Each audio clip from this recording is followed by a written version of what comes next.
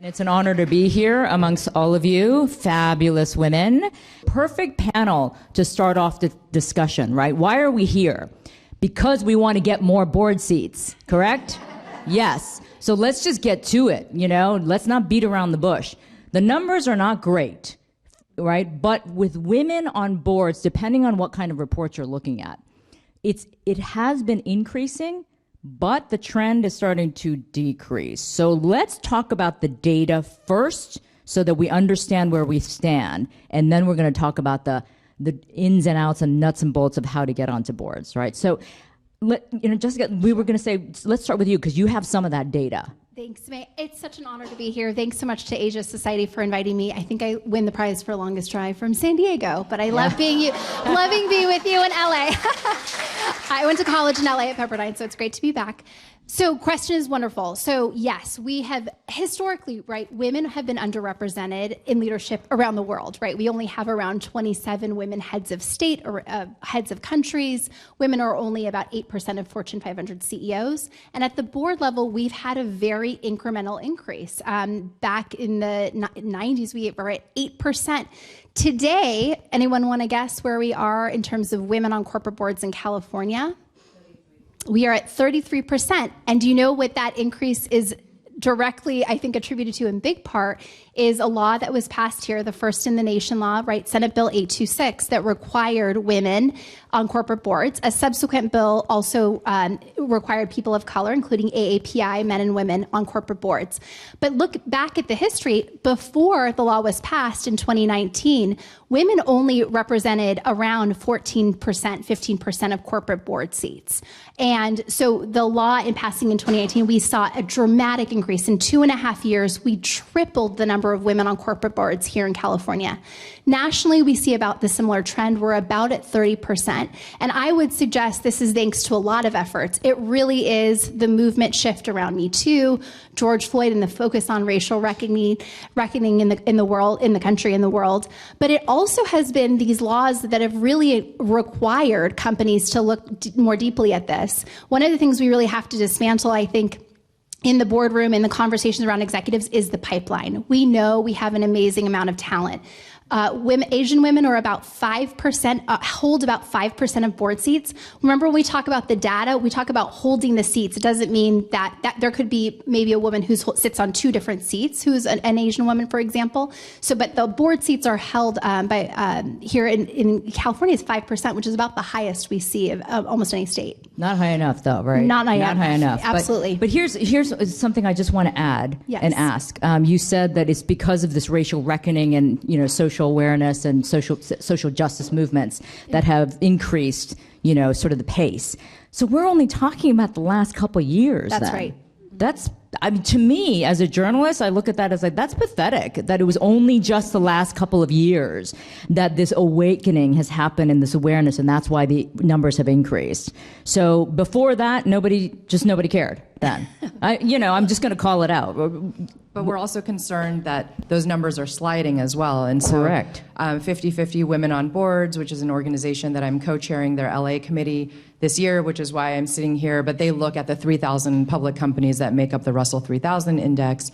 And by those numbers, AAPI people hold 6% of the seats nationwide, and only 2.2% of those are Asian women. But what they're looking at too is if we want to get to gender balance, which is really the gold standard for these companies, that you would have to have more than 50% of all of the new board seats going to women in order to chip away at that. Because what we have seen is in order to get 1 or 2 or 3 women on their boards, companies have been creating additional board seats. And I'm not saying that it's because men need to be kicked off of these boards, but when you're just adding seats, it creates a different math of how we're working on this. So if 2 years ago, for instance, 40% of the new seats were going to women, as of last year, we're down to 36%. So actually that rate is starting to move backwards.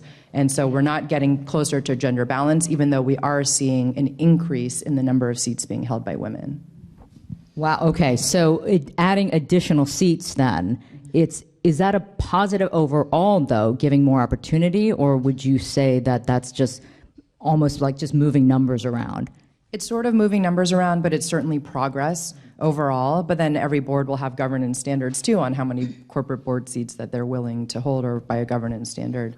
should be happening. And one of the ancillary benefits, I'm sorry, Angela, that happens when that, even if we don't like the fact that maybe adding a board seat to satisfy the law is what happens, is we see the impact that women bring, right? And so we know in the research, women are focused more on the talent retention, who managing, asking the C-suite, who are we hiring, who are we bringing in? Also within the diversity of the board itself, we absolutely know that women are thinking about the makeup of who's there, who's missing, what competencies should be here. So we really see more effective, innovative, less groupthink, more strategic thinking when women are there. So I just wanted to share that. That's a really important benefit. And I was just going to say, it also gives more people more experience. Right. And one of the big, it's a catch-22. You can't get onto a board without the experience. And so if it does open up more opportunities, we have to celebrate that as well. Right. Well, Angela, let me stick with you. You're with Heidrick, so you obviously are in the industry of finding talent and recruiting. When it comes to board seats and getting a board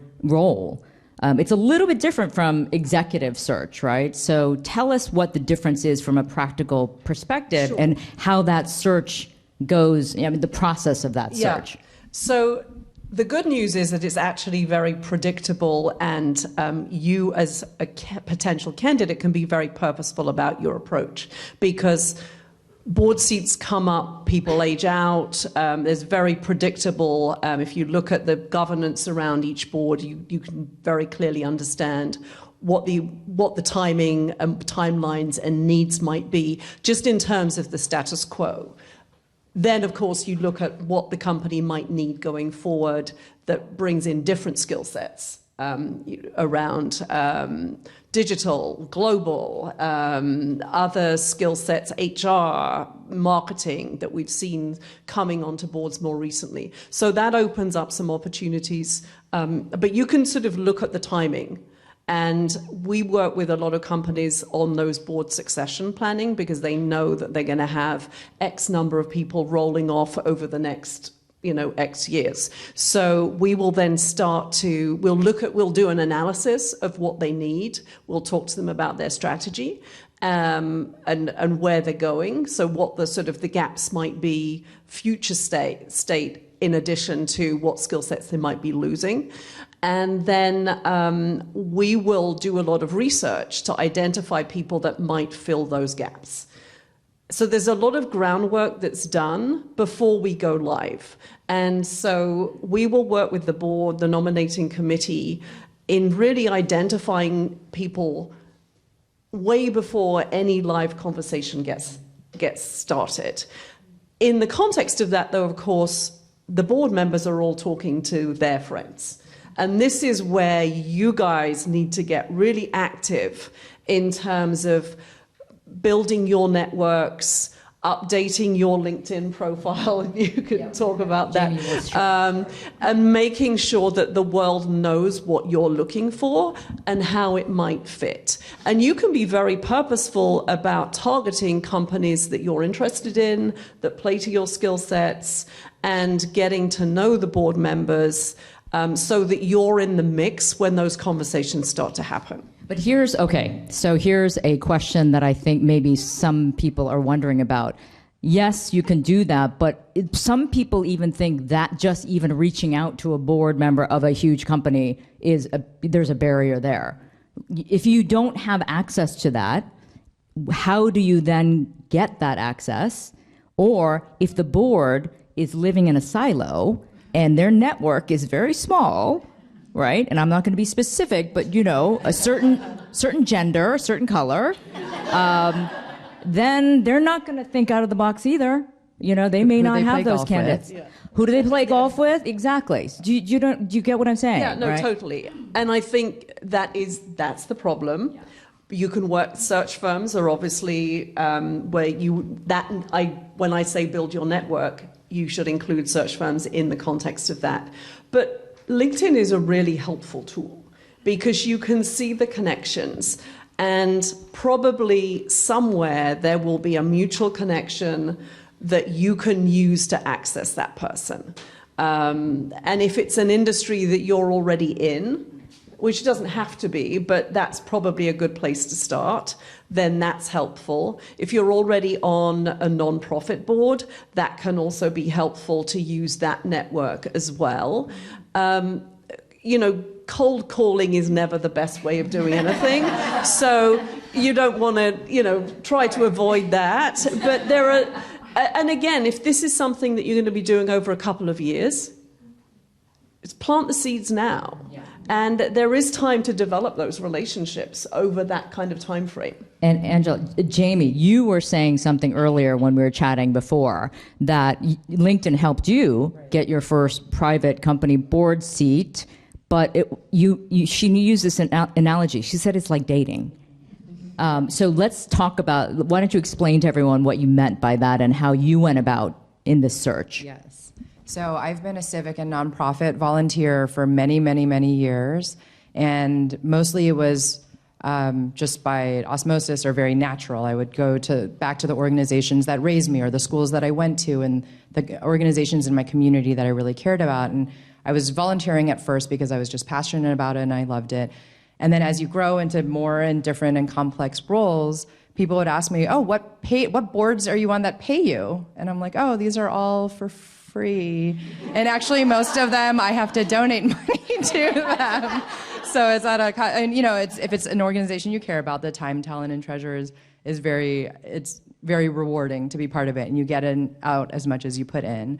But when I started thinking about it, I was like, I should get paid. I've got great experience now on Nom and Gov and audit and culture transformation and all these different types of things that the organizations I've been involved with have seen throughout. And so then I just waited and I thought, and I was like, nobody's asking me to be on their paid board.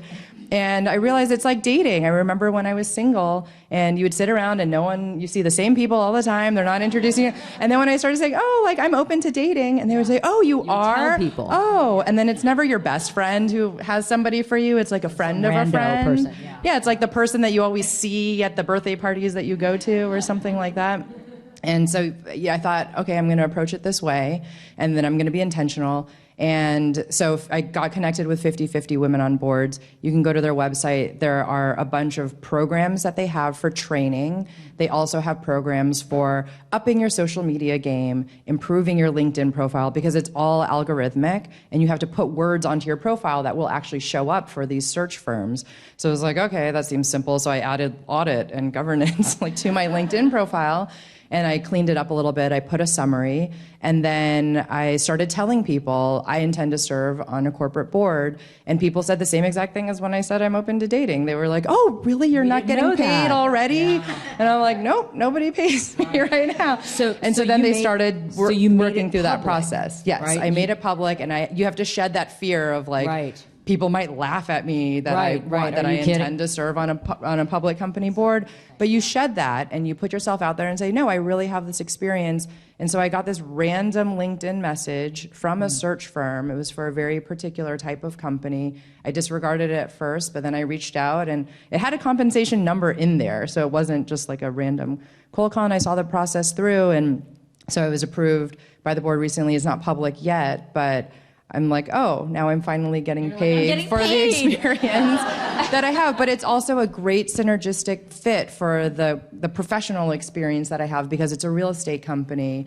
And I can look at the board members, and I looked at them all. I'm like, they're so impressive. Many of them do serve on public company boards. I'm going to learn a lot from these people and network with them. And they know CEOs. So I can see how you have to sort of get one to get one. But that intentionality, and now it's out in the network, and so I feel like a 6-month process is already bearing fruit, and then hopefully, within the next 12 months, because I know it's a process, but looking to serve on a public board too. I think your story is so great for us, because one thing we know when we look at women's leadership broadly is we tend not to be as strategic. We tend to put our heads down, work really hard, and think everyone's going to notice us and pay attention. That's just not how it works. And so in the case of board seats, because it's so different from maybe coming in the pipeline and trying to go up to the C-suite, where it's a little almost more of a democratic process, it's this small siloed group of humans who decide who we want to bring into our circle. And we know from all of my experience working on the diversity of companies, especially at the board level, and also the research, there's a lot of barriers that we face around that. There's a cultural fit. Is she going to be a cultural fit? Is she going to be kind of a rabble rouser, as I like to say? Is she going to rock the boat? I think there's actually this perception that we're riskier. So we have to, by other board members, so we have to overcome these barriers, and it's very possible to do that. But I think your story, Jaime, is so good about being strategic. A private company board, by the way, we didn't even talk about those numbers, only about 3% are women of color, board seats. We don't even know that much because they don't have to disclose publicly like we do for a public company board. And so when we think about this, I think thinking about the words you used in your LinkedIn profile that's unique, also targeting an industry that you think might be looking, right, because of these mandates and changes. Oh, they actually are looking, real estate in particular, finance, other sectors tend to have less women in those ecosystems, and so that you could be strategic in that way. So I think we have to think a little bit about our own kind of homework and then also try to build those relationships. But at a certain point, your competencies and your expertise is going to show up. And that's the other thing we really need to work on, is not only talking about it, but sharing it. What I do well. These are the things I'm really good at, and I think that's another dynamic we often miss as women. I'm so glad you brought that up, because even if you have the skill set, often women, and studies show this, right? Girls and women are programmed not to boast about their achievements, right? And they also are programmed to think if they can't check every box, of qualification, then they shouldn't apply for the job, they shouldn't go for the role. Whereas men, they're like, yeah, 50% sure. Yeah, no problem, right? And I mean, all the studies show this. So how do we also get through that kind of, break down those barriers that we put up around ourselves, really? And then how do we add on the cultural layer too? The cultural Asian layer, women, for API sure. women, which I feel like is an even more significant barrier, especially in cultures where we are either meek or fetishized. We're not seen as taken seriously. I mean, although the stats on compensation have been very, very interesting for women, they're saying that now Asian women in corporate executive levels, average comp tends to be higher even than their male counterparts, which has been fascinating too. So I think that competency and being out there, even within a company, it is very political. It's not just merit-based. You have to be vocal for yourself. You have to have advocacy around yourself, and you have to have colleagues and peers who are willing to share with you, like, oh, well, this is how much I get paid, and you don't get paid that much. You should go in there and you should ask them for more money. Yeah. So. And I think, though, the storytelling piece, which feeds into your profile, but it's the story you tell, and being purposeful about that nonprofit experience that you have, that is really valuable experience. Even if it started as a favor to a friend or an organization that you just feel passionate about, you're getting really good experience from that. So build that into your profile, because that's the first step on your board bio that's going to serve you as you go forward. And again, as women, we don't like to say things that we don't feel are true yet, but it will give you more confidence that you've actually, it's like, hey, actually, I'm doing that already, but you just hadn't sort of constructed it. So I think if you can strategically think about the experience that you've had and structure that in the way that a board profile and experience might work, then that's going to serve you well. And if I can just add, I think we have to recognize our own history. We are socialized to be the good girls who do things right, to be perfectionists, to get it right. And we're expected to do that growing up. And I think, as you mentioned, the cultural dynamic, and I definitely see this, I train a lot of executive Asian women. I see that extra layer of challenge compared sometimes to our other counterparts. And so what we need to do is step into what we know well. I think we go back into our experience. One of the things I like to teach beyond storytelling is great, Angela mentioned, but also knowing our own style. Mm-hmm. So what we know in the workplace is we like risk takers and innovators and kind of aggressive types, we may not be that sort of style. So we have to recognize where we need to push ourselves. It may be uncomfortable, but also talk about it. Hey, we're actually missing something if we're not listening to our colleague who's maybe more of an introverted style. And I think if we talk about this more openly, we see what comes up. I also say you need to have a tribe around you of friends, right? And this is what's so great about the Asia Society, bringing you all together. I hope you find a group of women maybe that you know and don't know, connect to each other and keep connecting, because sometimes they're the best, not only cheerleaders for us, but also champions to keep yourself open to opportunities. And you need to have that outside your workplace and also inside of your workplace. So we want to model the behavior we want to see of other women and encourage, when we hear a woman bring up a great idea, say that was an awesome idea. And we start changing the culture slowly that way. Yeah, just as well. one point I wanted to make about communication styles. There's an article, Harvard Business Review, I don't know if you saw it recently, about women's communication styles in boards, and it's really interesting. It's more about how women are perceived in the board, but actually, if you think about that in the context of how you're presenting yourself as you approach a board position, it will serve you well, I think. So it's worth, I can send the link to. What were the highlights? Well, it's back to this thing about you don't want to be too aggressive. And some people are, or women are seen as aggressive if they're forceful, whereas in a man it's a positive trait. So it still exists. And again, it's so back to what this. you were saying about being maybe a disruptor. Yeah. So it's all about listening and being consultative. And of course, in a board, you're playing an advisory role anyway. So that's a skill set that you have to adapt to if that's not been part of your executive responsibilities. Well, on that note, to that point, being strategic, it may be thoughtful to go after a board that already has a few women, right? Because what we know is critical mass makes a difference, right? If you're not the token woman who's like always seen, and you have to, whatever identity you are, you exemplify all of those things, right? If you have a group of people that are like you, women, people of color, others that are not the traditional board director that's a white man, you tend to be able to come together and you're seen for your individual contributions, right? So that's another strategic strategy, so that you are seen and heard, and you have maybe a wider room for being able to present who you are. I'm going to propose an interesting question here, because I just heard this term recently. It was called white feminism. And so there's a hierarchy within the female, just like community. Yeah. And so wondering, you just said if there are other women on the board, then that would be helpful and supportive. But have you heard any stories, or have there been situations where even though there are women on the board, they're white, and maybe there was just one woman of color joining the board, and so there was this strange hierarchy even within that subgroup? So I talk about this quite a lot as a white woman, that we straddle the challenge, not in the opportunity of privilege as being white, and the challenge of being a woman. And I think, frankly, white women, I don't know, I'm pulling in here with Angela, we are here in part as allies to you to say that is part of our job, is to see that. And I absolutely, we definitely know in the research, white women have absolutely been the most privileged to be able to have more board seats. In fact, we're technically overrepresented based on our population in the state of California on board seats, even though overall we're not, right? So it's this weird dynamic. But that's actually in part, I should mention, speaking of being an ally, Latinas are 1% of board seats in California. And they are overall Latinos, the whole population is 39% is a plurality. So talk about the mismatch of population versus representation. But 100%, we as women see a broad challenge as of all colors.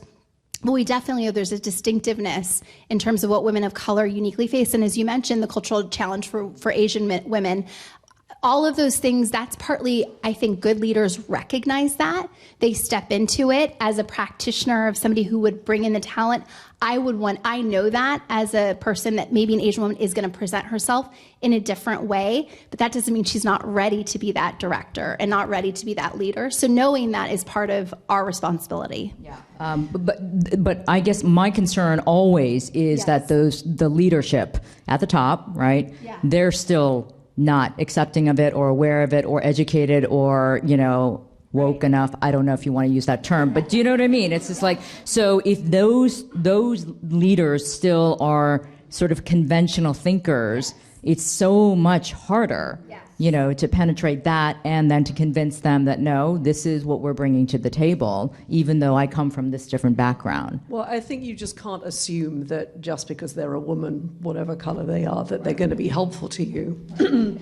And frankly, if they've grown up, if they're 20 years ahead of you in their career and they've grown up in an all-male environment where they've had no support from anyone, it's not surprising. It's not an excuse, but we've got to be the best that we can be. If we're in a position of privilege and power, then we've got to be better. But we can't assume that everyone else is at the same place on that journey. Right. And I think that's where building in opportunities to show your skills to people like that in other environments helps bring you in. And I've spoken to multiple people who said, I was on a nonprofit board with this guy who has a public company, and I was very fortunate. I helped with their digital transformation, and then he asked me to be on their board. And so I think building your career, and I used to call it my volunteer career, now I call it my board career, has been moving from board to board, where first I started, the very first boards I joined were Asian boards. It was the Asian Alumni Association at USC and the Korean American Coalition in Koreatown. And then I went from that to the General Alumni Association board for USC, and then you start meeting different people. Now I'm on the board of trustees at USC, and certainly many public company CEOs and board members there. And that's when people look at you and say, I'm very surprised that you're not on a paid board already. And so I think that all of, in certain arenas where Asian women do have privilege, academia, for instance, is an area where Asian women or Asian girls have tended to have privilege. And then you go out into the working world and you realize, we're very underrepresented and taken for granted in many corporate arenas.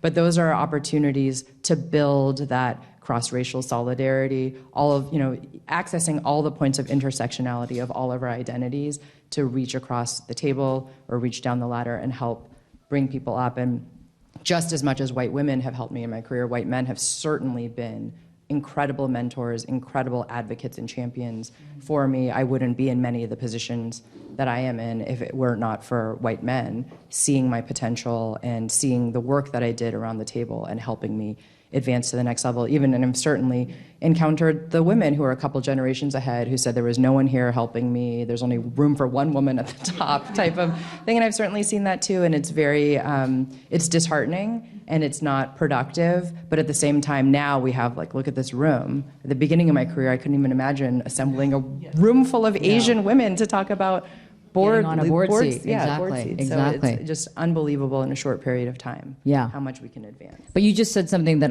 it's a journalistic thing that we follow. Never assume, right? You can't just assume that somebody is already on a board or doesn't want a board seat. Or you just have to declare it like you did and make it known. So I think that's a very valuable lesson. Okay, let's talk money.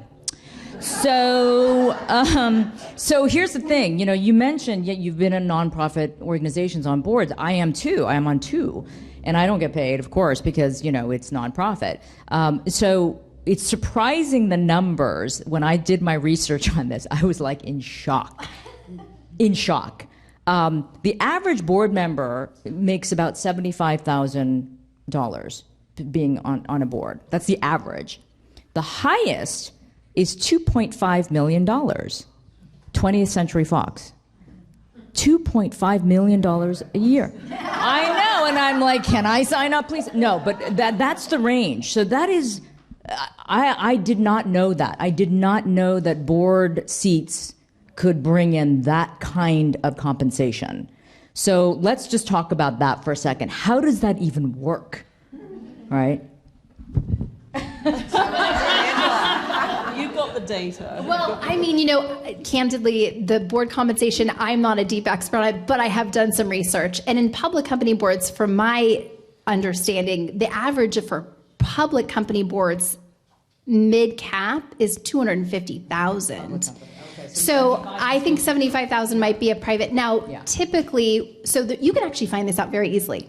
If you go to EDGAR, which is the Securities and Exchange Commission's website database of companies, you can find the ticker, go to Yahoo Finance, pop in the ticker of the company, pull up the proxy filing. The proxy filing has to include the compensation of all board directors. That is public information. Of course, it's not public information to know the race, ethnicity, or gender of company board directors. That's not where we are yet. But we know the age of directors, their names, why they're qualified. By the way, with the passing of the law here, sometimes it says, because of the law. I've actually read bios that say because of the law. Santa Fe likes to sound like, oh, this is talk about it's like BS. XX chromosomes. Okay. Anyway, but board compensation often has stock, right? So it's a public company. Yeah. You typically get a lot of stock and then some cash. I just was sharing this story with a couple of you that I literally just was meeting with the CFO for a company in California. I cannot say which, but it's a San Jose-based Silicon Valley company. They literally told me they moved their headquarters to North Carolina because of the diversity law, because it was too expensive to add another board seat of a woman. I was like, what? So apparently they're paying really well on that board if it would take a company to move across the country. So yes, you can make a lot of money on a corporate board. I think that is part of the motivation. Do I think that should be the main motivation? No, probably not, but it's obviously a huge perk. And if you think about talk about the wealth gap, right? We just had Equal Pay Day. Think about the wealth gap for women. If we were to take on X number of board seats, what that would generate for our families and for women and what we would put money to and give money to. It's a huge thing. Can I make a really snide, cynical remark? And this might not be true, but I'm going to say it anyway. These are people, these board members who already have done quite well for themselves and I'm sure are very well compensated in their jobs. And they drive nice cars, I see. Yeah. And I don't know, this is where I get like the social injustice part of me, right? And I'm like, I'm an adjunct professor at USC and I get paid nothing and I'm trying to educate the future. And these guys, sorry to say that, but it's crazy to me the imbalance. So is that worth, to me, I'm like, is that worth a company compensating a board member in that fashion? Great question. Woo. Yeah. Well, you have to assume that it is. Because they're doing it. They're doing it. And there is a lot of governance around those compensation levels and so on. So the risk of being a board member, there is risk attached to it. Yes. And accountability, which we sometimes forget about because it seems like a cushy little number. You got to show up 4 times a year, 6 times a year or whatever. And no, is actually a lot of responsibility and accountability, particularly if something goes wrong.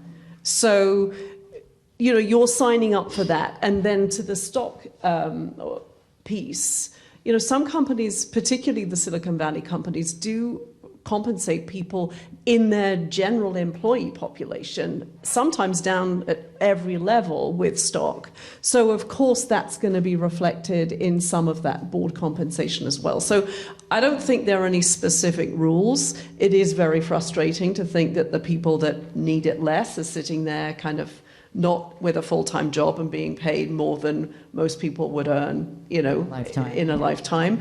But we can't get angry. It is what it is. And let's make us to your point, let's make us some of those people too. Let's share the wealth.